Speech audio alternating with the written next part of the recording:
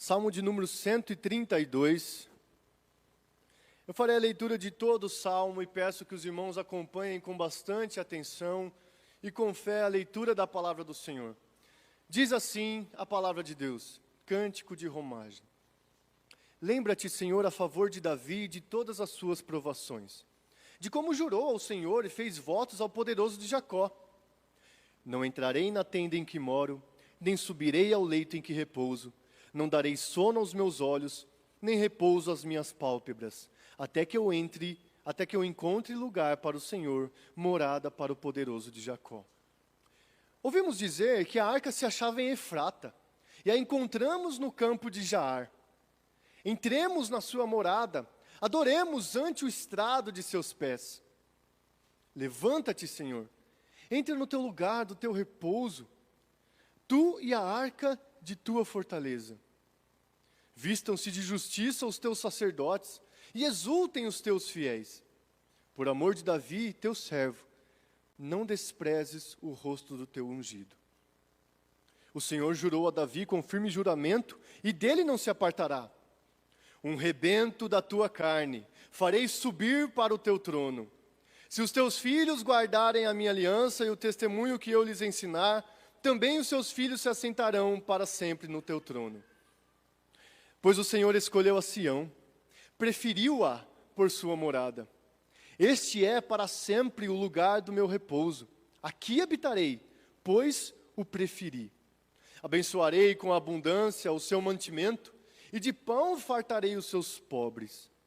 Vestirei de salvação os seus sacerdotes, e de júbilo exultarão os seus fiéis. Ali farei brotar a força de Davi. Preparei uma lâmpada para o meu ungido. Cobrirei de vexame os seus inimigos, mas sobre ele florescerá a sua coroa. Vamos orar nesse momento. Ó Deus, nós te louvamos nesta manhã. Te louvamos porque o Senhor é Rei. Te louvamos porque o Senhor nos salvou em Cristo Jesus.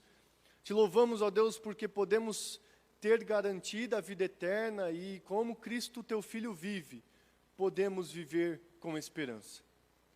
E nesse momento, ó Deus, onde a tua palavra foi lida, nós pedimos ao Senhor, encha nossos corações e mentes da tua palavra, para que sejamos transformados, para que sejamos confrontados, para que saiamos daqui desta manhã, ó Deus, mais desejosos de fazer a tua vontade, mais convictos do quanto precisamos da salvação em Cristo Jesus.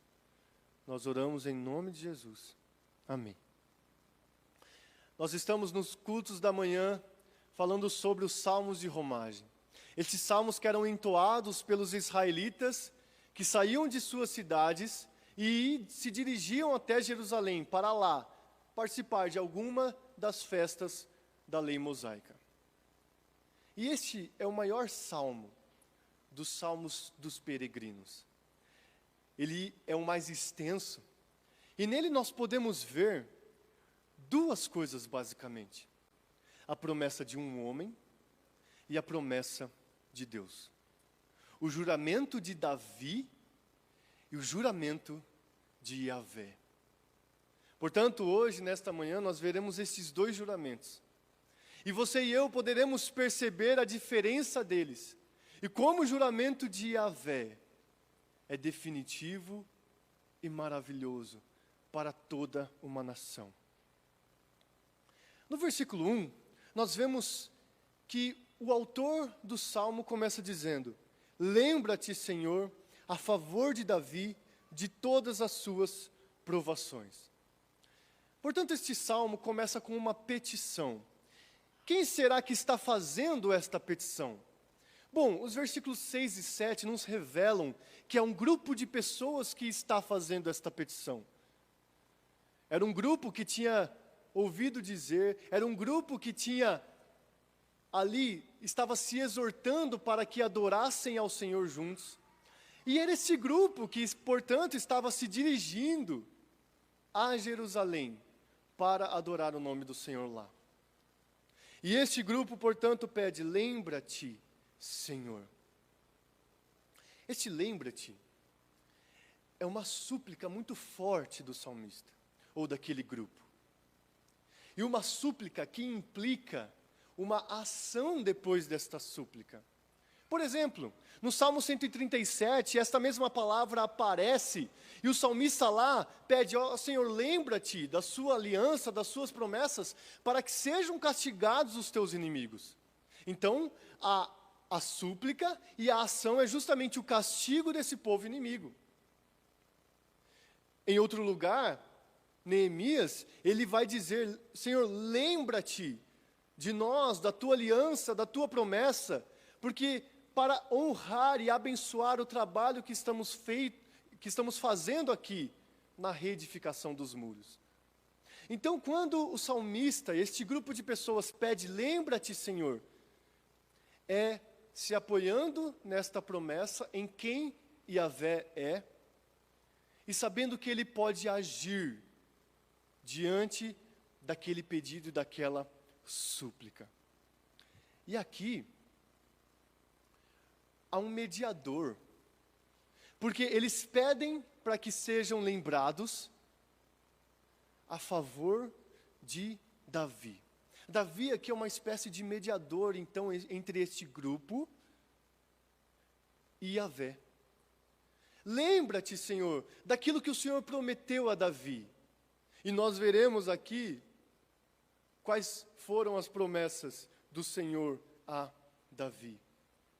E o que o salmista quer que seja lembrado a respeito de Davi é de suas provações. Lembra-te, Senhor, a favor de Davi, de todas as suas provações. Então, ele não está se referindo a uma provação específica, algo que aconteceu pontualmente na vida de Davi, mas uma série de tribulações, de provações, de dificuldades que Davi teve.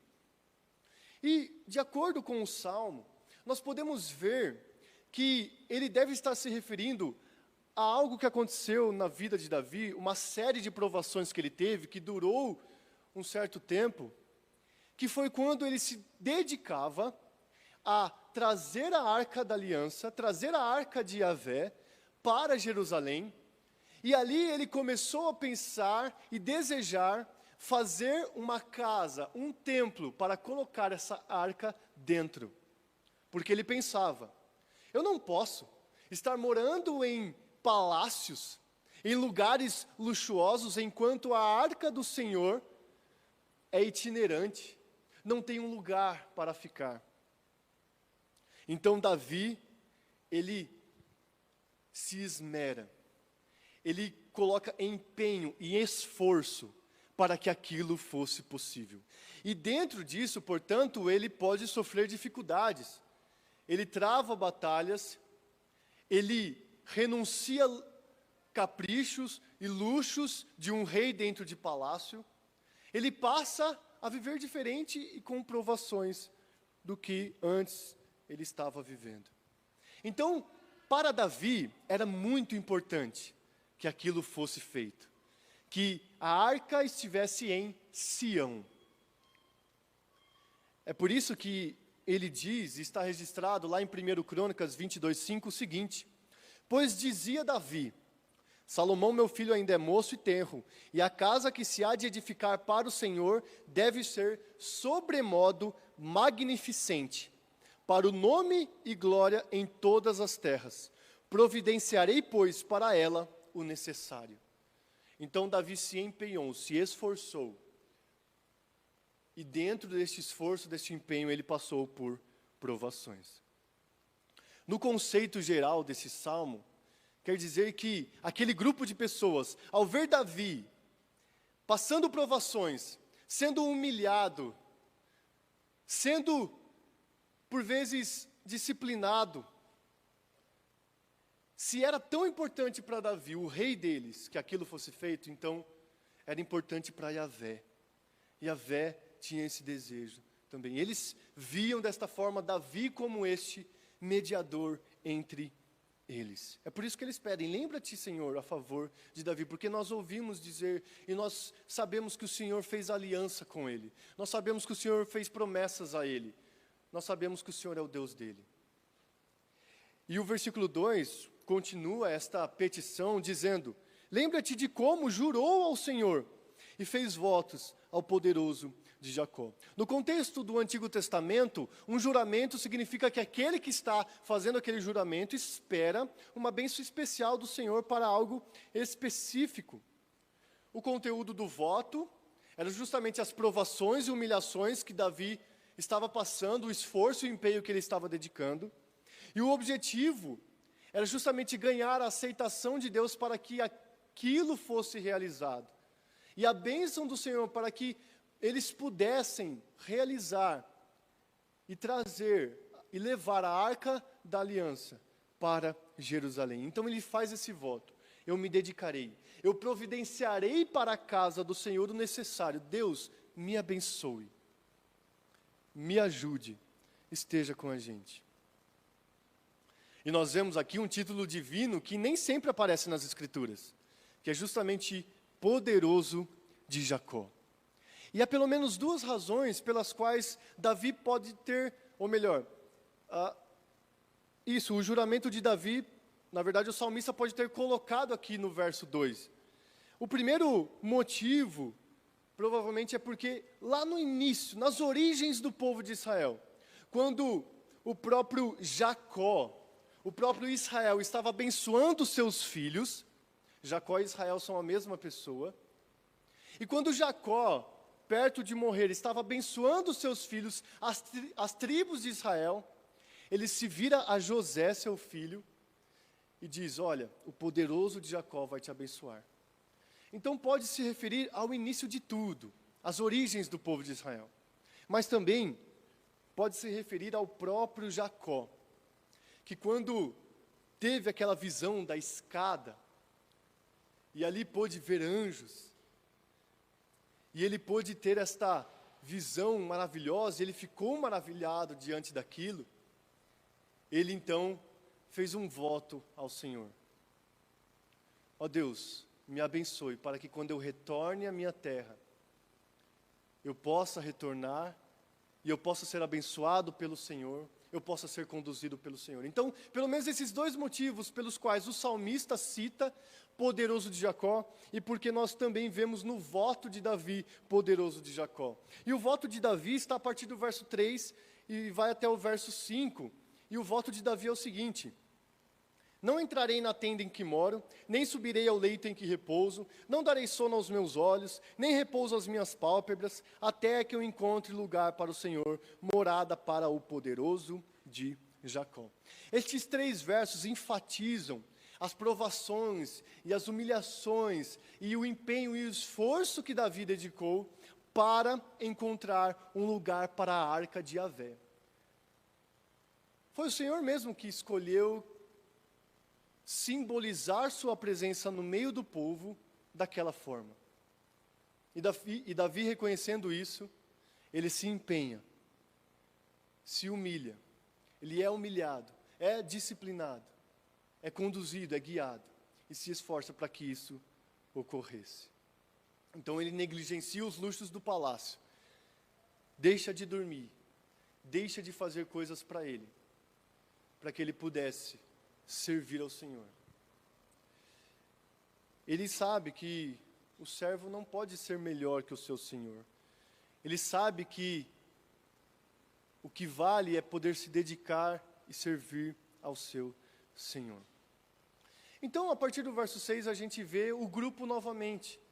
Ele aparece aqui no plural, este grupo dizendo o seguinte no verso 6: ouvimos dizer que a arca se achava em Efrata e a encontramos no campo de Jaar. Entremos na sua morada, adoremos ante o estrado de seus pés. Estas palavras deste grupo são como uma reação diante do voto de Davi. O voto de Davi: eu vou providenciar uma casa, um templo, para que a arca de Yahvé esteja lá. E aí, eles registram algo, eles falam a respeito de algo que está registrado em 1 Samuel 6 e 1 Samuel 7, que fala deste caminho da arca da aliança. Estava em Efrata, perto de Belém, que era onde Davi morava, e de lá porque antes disso a arca estava sob posse dos filisteus, um povo inimigo de Israel. Então, essa arca estava perto de Jerusalém, eles ouvem falar sobre isso e fazem uma empreitada para que esta arca comece a se dirigir para Jerusalém. Depois ela se aproxima de lá, após o seu retorno do controle filisteu, eles conseguem recuperar esta arca, e aí ela vai para uma parte oeste de Jerusalém e vai se aproximando. Depois fica na casa de um homem chamado Abinadab, e lá o seu filho é ungido para cuidar desta arca, ele é separado para isso, ele é preparado para isso. Então a arca tem este caminho, e eles registram aqui nesse salmo. Mas eu quero enfatizar aqui o versículo 7, onde eles falam da dignidade do culto, de como eles tinham um desejo de adorar ao Senhor diante dele. É o que diz no verso 7. Entremos na sua morada, adoremos ante o estrado de seus pés. Então esses versículos, eles resumam em muito a trajetória da arca, que ainda estava com o povo filisteu, sai do controle do povo filisteu, provavelmente já está dentro do templo, e eles podem dizer, vamos entrar e adorar ante o estrado de seus pés. Enquanto a arca era itinerante, ela simbolizava a presença de Deus para possibilitar que Israel ganhasse as batalhas. Era Deus abençoando as batalhas e as lutas do povo de Israel. Depois que ela foi colocada num templo, é como se ali eles colocassem Deus num trono, e Ele invisivelmente estava ali, abençoando-os a todos, em todos os lugares. E eles poderiam então saber, e experimentar, e cultuar lá, diante de Deus. Lógico que eles sabiam que Deus não estava fisicamente preso àquele baú, que era muito facilmente transportado. Mas invisivelmente eles sabiam, esta arca simboliza, essa arca num trono, com asas de querubins protegendo ela, significa que Deus tem controle sobre tudo. Deus governa sobre tudo. Ele está acima de tudo e nós estamos diante dele. E tudo é o estrado de seus pés. Ele é o rei sentado no trono. E este grupo, após dizer isso, começa a fazer algumas exortações, ou algumas súplicas. A partir do verso 8, veja a petição do povo, a petição deste grupo. Levanta-te, Senhor, entra no lugar do teu repouso, tu e a arca de tua fortaleza. Vistam-se de justiça os teus sacerdotes, e exultem os teus fiéis. Por amor de Davi, teu servo, não desprezes o rosto do teu ungido. Esta petição tem pelo menos 3 motivos, 3 razões. A primeira dela é suplicar para que Deus habite ali, e assim eles poderiam entender e saber, Deus está no nosso meio, Ele governa sobre nós, Ele é o nosso Senhor. E ainda que a arca, antes desses episódios, simbolizava o Deus que travava guerras pelo seu povo, agora é o Deus que está no seu lugar de paz e que promove paz dentro do seu povo. Depois, aqueles fiéis aquele grupo vai dizer, vistam-se de justiça os teus sacerdotes e exultem os teus fiéis. Estes fiéis não estavam acima do restante de Israel, mas na verdade, estes fiéis, juntamente com os sacerdotes, simbolizavam todos os israelitas, todo o povo de Israel. E ali eles pedem, vistam-se de justiça os teus sacerdotes, e exultem, ou cantem de alegria, gritem de alegria os teus fiéis. Nós vemos que os sacerdotes não estão associados com um culto sacrificial, que geralmente eram associados assim, mas com justiça. E esta justiça deveria ser a sua vestimenta, o seu manto. Eles deveriam viver desta forma. Só que aqui neste verso, nós vemos que eles estão pedindo, eles estão exortando, vistam-se de justiça os teus sacerdotes. Porque por enquanto o que nós estamos vendo é a promessa e o juramento de um homem e a petição de um povo. Mas nós veremos a seguir como é o próprio Yahvé que investe o seu povo de justiça. E como é o próprio amor de Yahvé e seu juramento que faz todas estas coisas que o povo está pedindo. Porque no verso 10, você vê: por amor de Davi teu servo, não desprezes o rosto do teu ungido. Esse ungido aqui não é Davi. Davi é, por enquanto, o mediador que o povo conhece, o povo vê, e por ele pede a Yahvé. Mas eles sabiam que Davi não era o mediador que eles esperavam e que havia sido prometido desde o início dos tempos. É por isso que eles falam: não desprezes o rosto do teu ungido. Porque estas vestes de justiça é em Isaías colocado sobre o rei messiânico. Isaías diz: a justiça será o cinto dos seus lombos, e a fidelidade o cinto dos seus rins. Em outro lugar, Isaías ilustra o dom divino de uma sociedade justa. Lá no capítulo 61, onde é famoso por aquilo que é dito: o Espírito do Senhor está sobre mim e me ungiu. E no verso 10 é dito: regozijar-me-ei muito no Senhor, a minha alma se alegra no meu Deus, porque me cobriu de vestes de salvação e me envolveu com um manto de justiça. Este ungido, que não é Davi neste salmo, é o próprio Messias, é o próprio Jesus Cristo. E é sobre isso que começa a dizer o verso 11. Olha o verso 11, diz o seguinte: o Senhor jurou a Davi com firme juramento, e dele não se apartará: um rebento da tua carne farei subir para o teu trono. Enquanto, sim, Davi poderia ter feito aquele voto, aquele juramento, e se empenhado e se esforçado para servir ao Senhor, havia algo que ele não podia fazer, que era salvar o povo, que era redimir o povo. Mas aí Deus, Ele soluciona esse problema, fazendo um juramento e sendo fiel a esse juramento. Um firme juramento, como quem diz: o que eu estou dizendo é verdade. Certamente, da sua linhagem, da linhagem de Davi, virá aquele que eu farei subir no trono, e será o Rei dos Reis. E então, este sério juramento de Yahvé, este firme juramento de Yahvé, é dado ao povo, é feito ao povo.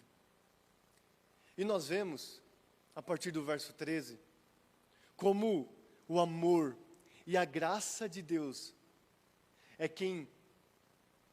o que salva, é o que firma esse juramento para com o povo. Olha o que é dito no verso 13: pois o Senhor escolheu a Sião, preferiu-a por sua morada.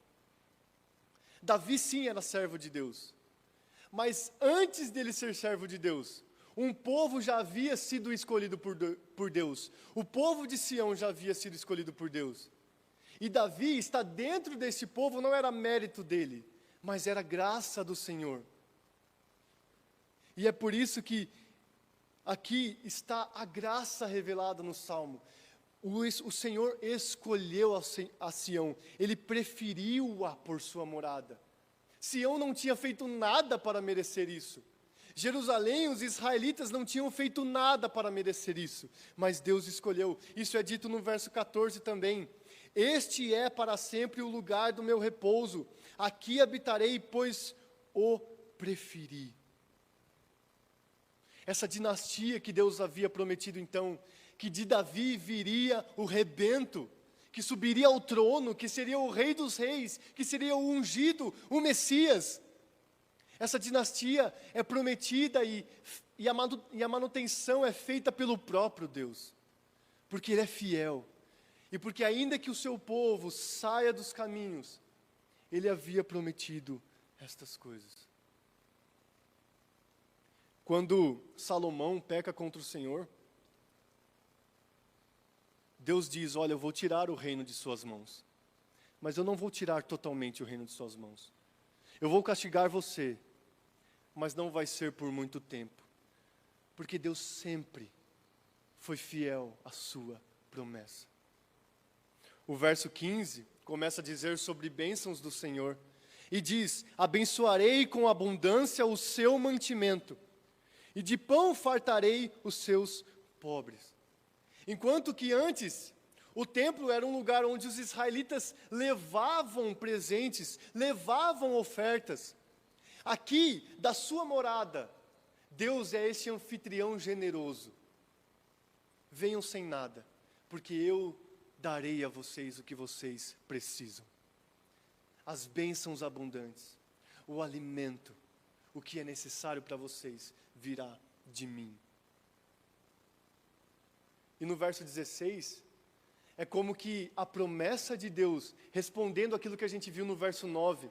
O povo pediu: vistam-se de justiça os sacerdotes, e exultem os fiéis. E no verso 16 o Senhor diz: vestirei de salvação os seus sacerdotes, e de júbilo exultarão os seus fiéis.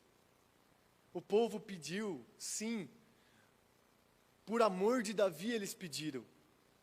Mas o próprio Deus, em resposta a este pedido do povo, dá a salvação, veste de salvação os sacerdotes, e dá motivos para que todo Israel exulte, se alegre, regozije-se, cante de alegria, grite de alegria, porque agora há salvação para eles. O rebento nasceria. E é justamente sobre este rebento que o salmista fala nos versos 17 e 18. Ali farei brotar a força de Davi. Preparei uma lâmpada para o meu ungido. Cobrirei de vexame os seus inimigos, mas sobre ele florescerá a sua coroa. Força e lâmpada significam que essas expressões de poder. Há um poderoso que virá, e que Deus já preparou. E eles lendo aquilo, eles se enchiam de esperança. E nós hoje, peregrinos rumo a Jerusalém celestial, sabemos que um ungido já veio. É por isso que ao cantar este salmo, a gente não canta que Deus fará brotar o rebento de Davi, mas que o ungido já veio, já nasceu, e que a coroa do rei já brilhou. Florescerá a coroa daquele que já veio, Jesus Cristo, daquele que nós nos lembraremos hoje, tomando o pão, tomando o cálice, e sabendo que Ele nos veste de salvação, Ele nos declara justos, Ele nos salva, Ele nos redime, de maneira definitiva. Este rei, que havia sido prometido, e que o povo clamava por amor de Davi, foi prometido por Deus. E Deus assim o fez. O próprio Deus se encarnou, em nosso lugar morreu, sofreu o que nós não poderíamos sofrer, para nos garantir a salvação, a bênção, o alimento, a justiça, a santidade. Meu irmão, minha irmã, que nesse dia você possa sim se lembrar da história de Israel, como a gente se lembrou hoje, do juramento que Davi fez. Mas que o mais importante, você possa se lembrar do juramento que Yahvé fez para o povo de Israel. E que nada, nem ninguém pode nos separar desse juramento. Porque Ele é fiel. Quem fez a promessa é fiel. Feche